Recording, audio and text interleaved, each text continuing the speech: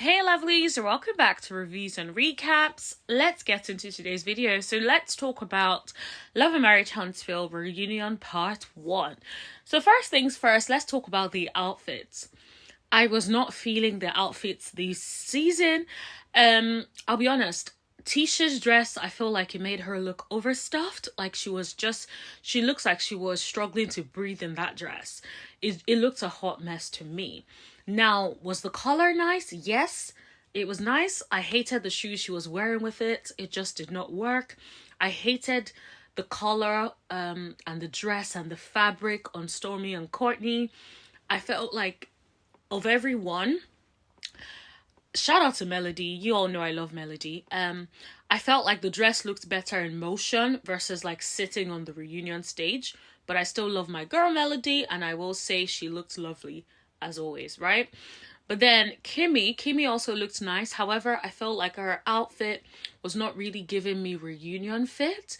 I feel like that outfit is something I would wear to dinner with my friends. It's a pretty outfit, but it's just something I wear to dinner with my friends. So I don't think it's reunion worthy. That's just what I think, right?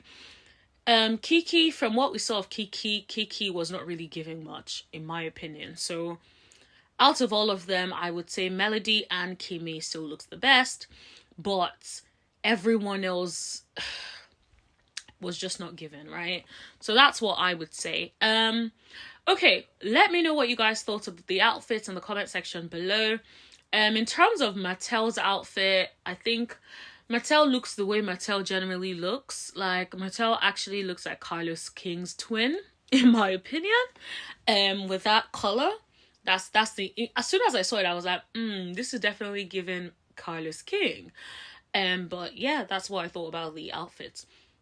Now let's talk about like the key things I got from this reunion. So one of the things that really stood out to me was when Carlos was asking Tisha and Maurice if they think they're good business people. Now, Tisha then starts talking about she feels like everyone was against them with the comeback initiative. My thing with Tisha is I feel like she does not take accountability for anything. Like, at what point would you say, okay, these people had this input, this input, this input. They also had some constructive feedback, which I've had to take on board for the next time we're going to be doing this thing. Like, why are you so opposed to any sort of feedback? Right? Like, these people are trying to help you. They could, if they're not trying to help you, they can literally be like, everything was perfect. And guess what? You will do the exact same things over and over again, and you will get the same results. So why wouldn't you want someone to give you some generally positive or constructive feedback rather, and then you can learn from it and then improve? So I was like, But Maurice, in Maurice's usual fashion, defended Mel and said, oh, he felt like Maurice, Mel, and Mattel were actually quite positive and gave them positive feedback. I'm like, not Maurice defending his boo. And then there was this point where Tisha and Stormy kept going back and forth about this whole comeback initiative, right? And Tisha was like, you know, she does not pay in, that Stormy does not pay invoices. I'm like, girl, that's like the pot calling the kettle black, in my opinion, right? Aren't there like different allegations against you guys for not paying different things, for not doing certain things, for not handling your business properly? But you want to come for Stormy's business. I wish that Stormy came back with those things about Tisha and Maurice, because it doesn't make sense. You can't make it seem like I don't pay invoices and I owe you money. What money? Are we still talking about the $100? That is insane. I personally don't like the way that bit was edited, because I feel like it made it seem like Stormy owes Tisha and Maurice money, which is just not the case, unless they're talking about something else besides the $100, and someone needs to tell me. I personally feel like Tisha took it too far when she was like, go pop some pills and shut up. That is horrible. I don't know where that is coming from. I know I was reading a comment section this morning, and I saw people talking about how they felt like maybe perhaps Stormy was trying to unalive herself by popping pills in the past or something like that. I do not know whether it is true, guys. I'm just saying I saw comments about it. I cannot verify the source, so it's all alleged. It's all me just relaying what I saw in the comment section below. Now, if that is the case, Tisha is disgusting for that. If you are using something that you know about someone that tried to unalive themselves, then that is just, it's absolutely disgusting, right? And also, I saw another comment that was saying something about it being like Stormy has to take like a medication for depression or something like that. Allegedly, like I said, I cannot verify the truth. Nothing is true. All is alleged, in the words of DJ Richie Sky. But my point is, either way, it's absolutely disgusting for you to be like, either of those, whichever one is true, or even if none of them are true, it's still a disgusting thing to say. And for me, I just kept thinking, how did Tisha and Stormy get to this point? Like, are we watching the same show? Like, how did it get this bad, right? Think about it, right? Stormy and Tisha were cool, apparently friends or whatever, getting to know each other. I remember, was it the last reunion or something? There was like clips around them hanging out together or whatnot, right? So when and how did it get this bad? Like, how is it that using shipping policy has gotten to this extent where you're saying go pop some pills and shut up? Like, how did things get this bad? I really want to know, because it's very, very confusing. And I just don't feel like we have that context, unless something else is happening behind the scenes that we're not privy to. Like, it ain't that serious. The other thing I wish that Carlos King gave the opportunity was for Stormy to be able to speak clearly on the website issue. Carlos King basically shut her down before she could express herself the way that she wanted to express herself on that issue. And I don't think that is fair, because it feels like Tisha, yet again, is getting away this reunion without taking accountability. Let's be honest. I don't care if a designer, someone did that for you. It is your business. So you should own that and apologize, right? There's so many times where someone on my team could do something and I don't out them. I just say, we did this, we're so sorry. You know, take responsibility for it. Don't just be like, oh, you know, it was the designer's fault. And I bet the designer is Tisha, in my opinion, right? And allegedly, right? So either way, it should not have been something that was blown up to this point. Let's shift gears a little bit and talk about Kimmi and the whole cancer and sex situation, okay? So Kimmi was talking about and trying to convince us that, you know, she also wants sex and she really wanted sex in that moment and wants to have a pleasurable sexual experience and blah, blah, blah. Now, I get that. But let's think about it. You're battling for your life, right? I cannot imagine that whilst you're thinking of radiation treatment, how you're feeling like crap, you're thinking, oh, I really want to have sex today. I just don't see it, right? I may be wrong, but I just don't see it. Now, let me know what you guys think about that. I personally just don't see it. So I feel like she needs to cut the crap and be honest that she was literally just trying to please her husband. And that's all it was. But I feel like she's trying to clean it up for the world, because she does not want the world to think that she's in a horrible marriage, which we already think she is in. But, you know, who are we to say? It's her choice. Ultimately, she can do whatever she wants. If that's the kind of life she wants to live, kudos. Mama, it's your life. But I liked how Carlos was very clear that a lot of people feel like he is abusing you, right? Forcing himself on top of you. And, you know, Kimmi, of course, starts caping for him and talking about, you know, she shouldn't have told Maurice that she was faking an orgasm. And I'm like, it's not like missing the point again. Like, at what point do we let Maurice stand in what he has said and take accountability and say, do you know what? I completely am wrong. That's not what I was trying to communicate. I communicated it completely wrong. I apologize. I cannot apologize enough. The truth of the matter is, yes, he's apologized or given us a fake ass apology at some point, or given his wife probably a fake ass apology at some point. But my point is, he keeps doing things that make it seem like the apology is not genuine, that that's legitimately how he feels. For the rest of us, we're not going to remove our foot off Maurice's neck. We're just not going to do it until we see that he actually understands the implication of what he has said. And I don't think he will. So, we're still going to continue to apply pressure on Maurice. And now, Kimmi, by default, by standing by him and defending him and caping for him, you look stupid. That's just what that is. You look dumb. So, moving gears a little bit, still on this whole faking orgasm situation. Carlos asked Melody if she was faking the whole time she was married to Mattel, and she said yes.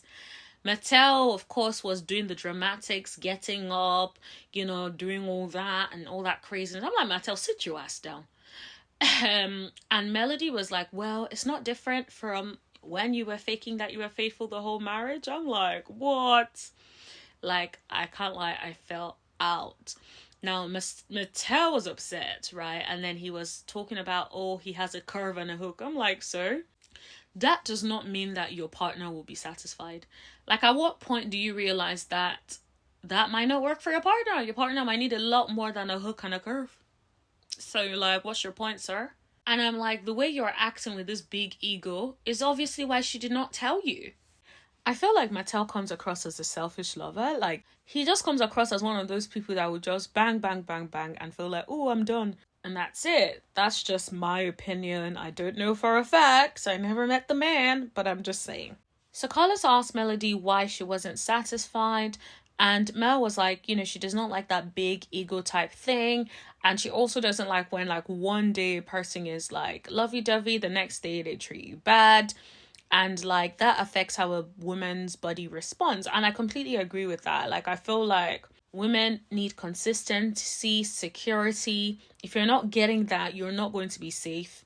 And some people may need that for the big O. Like, people need different things. And if that's what she needs and didn't get, then, why are people acting like, oh, she must be lying because she has been with him for that long? No. Like, I've talked about this on my channel before about knowing someone that was with someone for years and did not get the big O. But she was enjoying other things about being with him, and she's like, you know what, I can put up with the fact that she didn't get an orgasm. So people can put up with different things for longer than others. Just because you can't put up with it does not invalidate what she's saying or make it seem like it's a lie. So I feel like I wish people would, like, just bear that in mind a little bit and have a little bit more sensitivity when it comes to things like that. In between the reunion, there was, like, a little break, and we were seeing what the cast were, like, talking about. So Maso was trying to put Tisha in check, talking about she needs to chill, she's a businesswoman. I'm like, oh, she needs to chill now? Or really? When you go off, she doesn't tell you to chill. So why are you trying to restrict her from saying what she wants to say? You do all your sassy behavior, and now all of a sudden Tisha needs to chill now. Granted, do I think Tisha needs to chill? Absolutely. But Maso, it's a bit rich coming from you. I'm pretty chill, so I feel like I could tell someone to chill. But you, Maso, are not chill. You ain't got no right to tell nobody to chill. Like, what are you talking about, sir? And let's move over to Stormy. Stormy was upset. Stormy was talking to Courtney, and she was talking about how she's been giving Tisha grace. And I completely agree. I feel like Stormy, even with the way she approached the whole website thing, I definitely think she's been giving Tisha grace. But now she's going to give her hell. I'm like, Tisha, you better watch your back, because Stormy is coming for that ass. Stormy is not playing with you. I hope you know that. I feel like next season is going to be hot because Stormy will not remove her foot off Tisha's neck. I can just feel it. Bear in mind also, she's going to watch the reunion back and realize how she didn't really respond as much as she should have to Tisha. She is not going to let that go next reunion. I can feel it already. It's going to be hot. Moving on to Mattel, Big Ego Mattel and Maurice. Maurice was basically checking up on him. Of course, Mattel kept saying, oh, he knows for a fact that she did houseway. You don't have the answers. How, Sway? That is exactly what I thought when I was watching that. I was like, how, Sway? How do you know? You can't tell her what her body is or is not doing. You're not inside of her. So Carlos decided that it was the lady's time to sit on the couch, and he kept Big B Maso on the couch as well. Now, I'm only calling him Big B because that's what Carlos called him, and he did not check Carlos. So for the purpose of this scene, I will be calling him what Carlos called him. Now let's move on. So Carlos asked if Stormy was warranted in calling him a B. And he was like, oh, initially he was offended, but that's what she does in her culture. Now, one thing I will say about Maso is Maso knows how to read people. He is good at it.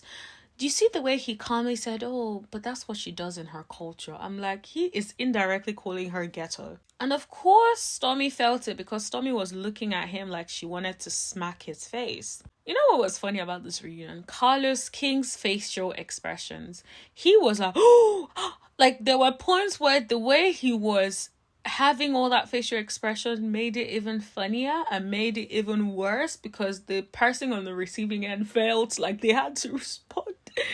But anyways, that was funny to me. Quick side note, guys. I made the mistake of taking a sleeping pill right now, right? The reason I did it was because like I've been traveling like to different countries in the last 2-3 weeks. And so my body, like 3 countries in the last 3 weeks. And so my body has been flipping and jumping through different time zones. Now I'm back into my time zone, right? But your girl is tired, but I still haven't been able to get good quality sleep.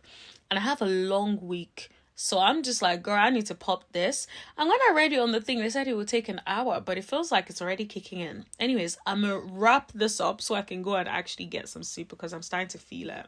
Sorry, back to what I was talking about. Let's get back to Stormy and Maso, right? So Carlos was basically asking if she called other men the B word. And she's like, no, not if they don't act like one. I was like, ooh. When I tell you I cried, and then I saw Tisha over there just smirking. I'm like, girl, why are you smirking? Like, are you enjoying this? Like, do you enjoy men or women calling your man a B? Like, I don't really understand why you're smirking.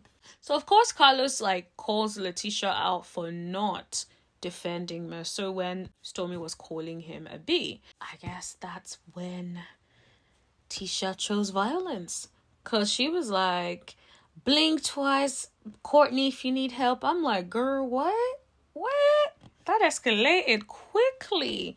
Tisha is on 10 this reunion. I feel like she read all the comments and she's like, bet. I also think she prepped what it is she wanted to say beforehand. Every reunion, it feels like Tisha gets activated, and it's good reality TV for you to be activated at the reunion, but I'm gonna need that you to be activated before the reunion so the reunion can make sense. So it just doesn't seem that the batteries are in your back now, so now you want to be activated. So let's talk about Mel a little bit and Mel's business. So they brought up the fact that Maso tried to diminish Mel's business by saying that she just sells t-shirts, and Mel did what reality stars, the actual ones, do, which is bring her a t-shirt that says just that. And she then gave it to him in 2XL. I'm like, I love it. I love it. That subtle shade there, it was looking like a dressing gown still. I was like, all right, girl. And then Maso tried to come for the Rogers by saying like, yes, Tisha comes from a family of super strong women. We call them Rogers. I'm like, what? What does that have to do with anything? Like I've said on this channel before, I feel like Maso does not want Tisha to be male. She does not want Tisha to be awake to who she is. She does not want Tisha to be self-sufficient, reliant, and just independent. And I feel like that's why he's so scared. That's why he doesn't want her out. That's why he wants to continue to control things. I feel like that's why he wants her to be a stay-at-home mom. But I'm just like, that's what she wants. That's her business. That's her business. But Melody was like, Maso, uncross your legs. I was like, oh, you're on the right panel. You're sassier than me. I'm like, ooh, and a oop. Honestly, I was here, absolutely here for Melody. This reunion, I'm always here for Melody, you guys already know, but this reunion, I was here for her checking Merceau because somebody needed to check him. Merceau did not stop there. Carlos asked if he was afraid whether his wife will turn into Melody, and he was like, single woman, yes. What I don't like about that is it gives the impression that Mel was in control of her being a single woman. Let's be honest, if you have a husband that is cheating the way Mattel, wow, sorry, I meant Mattel. Mattel was cheating. Seriously, are you surprised that she is a single woman? Will she continue to stay with a man that cheats like that just because she wants to stay married? Like, no, cut it out. Like, I do not appreciate him saying that, single woman, yes. And Mel was like, well, you need to stop moving like that. I'm like, I completely agree, because one day Tisha is going to leave your A if you don't fix up, sir. People get tired after a while. I can almost bet that if she continues to read the same comments and people going in on you constantly, there might come a day where she will wake up and she will leave your A. So cut it out, or do better. Let's just say do better. He then tried to make it seem like women can't do it all, and that, you know, she's not going to be as attentive towards her children because she's busy working. Now, those were not the exact words he used, but that was what he was insinuating. And I love how Mel did not allow Merceau to play in her face and said it straight up that women can have it all. She goes to school plays. I think she mentioned being a class rep or something like that. She cooks her children breakfast. She's active in their lives. I love that, because he was almost trying to insinuate that, oh, you can't be busy and be a hands-on mom. You can absolutely be a hands-on mom whilst working. Unlike you, Merceau, Melody can balance a lot of things. You, on the other hand, do not want to be active in your children's lives. Instead, you want to be out making money, and that is it. And doing other things or whatever it is that you do outside in these streets. All is alleged. I'm not saying anything. Let's talk about Kiki and Tisha. So, of course, Kiki starts talking about the rumors and how Tisha called her, and she went and researched and all the things that we've heard Kiki talk about. I don't really want to talk about it again. The part I didn't like, as usual, was like the blurring of names and giving us sound effects. I'm like, if you guys are not going to tell us, scrap that scene. It was so annoying to me. But then Tisha then said that she felt like Kiki was not sounding like a concerned cousin. And Kiki was like, that's because you're too dumb to decipher. I'm like, oops. I can't lie. That she came hot. So then Tisha exposes that Kiki cheated on her husband multiple times, and he cheated on her multiple times as well. So who's the dummy? I'm just like, oopsie. Genuinely, Kiki looked hurt. And this is the thing that confuses me sometimes with people. Why are you hurt that someone says something like that in retaliation when you've done something to them, or at least they perceive you've done something to them? And when you've also exposed them in some way, do you think that she's going to continue to hide your secret while you expose her? Like, nah, at some point, all things are fair game. I'm actually quite excited to see the next reunion part 2. I can't wait for that. I will do like a breakdown of the trailer, clip by clip. I'll try to do that for you guys ASAP this week. So you guys can have it. If you guys have not subscribed yet, please make sure you hit that subscribe button, and please like this video. Also, guys, drop your comments in the comment section. Let's continue the conversation below, and I will see you guys later. Bye.